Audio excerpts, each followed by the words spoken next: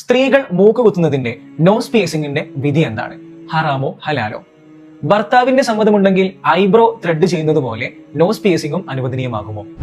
ഒരു വഹാബി പണ്ഡിതൻ എന്ന് പറയപ്പെടുന്ന ആളുടെ വീഡിയോ നമുക്കൊന്ന് കണ്ടു നോക്കാം. ഒരു സ്ത്രീയെ സംബന്ധിച്ചിടത്തോളം മൂക്ക് കുത്തുന്നതുകൊണ്ട് വിരോധമൊന്നുമില്ല. പക്ഷെ അവിടെ ശ്രദ്ധിക്കേണ്ട കാര്യമുണ്ട്. മൂക്കുത്തുക എന്ന് പറയുന്നത് ഒരു ഭംഗി വർദ്ധിപ്പിക്കുന്ന ഒരു കാര്യമാണല്ലോ. അപ്പോൾ സ്ത്രീയെ സംബന്ധിച്ചിടത്തോളം അവരുടെ സൗന്ദര്യം മറച്ചു വെക്കാൻ കൽപ്പിക്കപ്പെട്ടവരാണ്, സൗന്ദര്യം പ്രദർശിപ്പിക്കാനല്ല.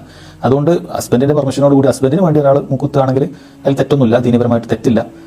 ഈ പറഞ്ഞത് ഏത് പ്രമാണത്തിന്റെ അടിസ്ഥാനത്തിലാണ് മൗലവി? എന്തിനും ഏതിനും തെളിവ് ചോദിക്കുന്ന നിങ്ങൾക്ക് ഇത് എവിടെ നിന്ന് കിട്ടിയതാണ്? ഖുർആനിലുണ്ടോ, ഹദീസിലുണ്ടോ, അല്ലെങ്കിൽ ഇജ്മാ എങ്കിലും ഉണ്ടോ? എന്നാ കേട്ടോളേ, സ്ത്രീ ആവട്ടെ പുരുഷനാകട്ടെ മൂക്ക് കുത്തുന്നതിന്റെ വിധി ഇറ്റ്സ് ഹറാം ഹറാം ഹറാം. അതിന് നിങ്ങളുടെ കയ്യിൽ തെളിവില്ലെങ്കിലും മദ്ഹബിന്റെ ഇമാമിങ്ങൾ പഠിപ്പിച്ച തെളിവുകൾ ഞങ്ങളുടെ കയ്യിലുണ്ട്. ഗൂഗിളിന്റെയോ ചാറ്റ് ജിപിടിയുടെയോ ഹെൽപ്പ് ഇല്ലാതെ അറബി വായിക്കാനും മനസ്സിലാക്കാനും കഴിയുമെങ്കിൽ വായിച്ചു പഠിച്ചോളി. ഇതാ ഷാഫഈ മദ്ഹബിലെ ആധികാരിക ഫിഖ്ഹി ഗ്രന്ഥങ്ങളായ തുഹ്ഫ, ഇആനത്ത്, ഫത്ഹുൽ മുഈൻ എന്നിവയിൽ സ്ത്രീകൾ മൂക്കുകുത്തൽ ഹറാമാണെന്ന് വന്നിട്ടുണ്ട്. മാത്രമല്ല മഹാനായ ഇബ്നു ഹജർ റഹിമഹുല്ലാഹ് ഹറാമുൻ മുത്ലഖൻ എന്ന് അഭിപ്രായപ്പെട്ട ഇബാറത്താണിത്. വായിച്ചോളി, പഠിച്ചോളി. മറ്റൊരു ഇമ്പോർട്ടന്റ് ആയിട്ടുള്ള പോയിന്റ് കൂടി ഇതോടൊപ്പം കൂട്ടിച്ചേർക്കട്ടെ.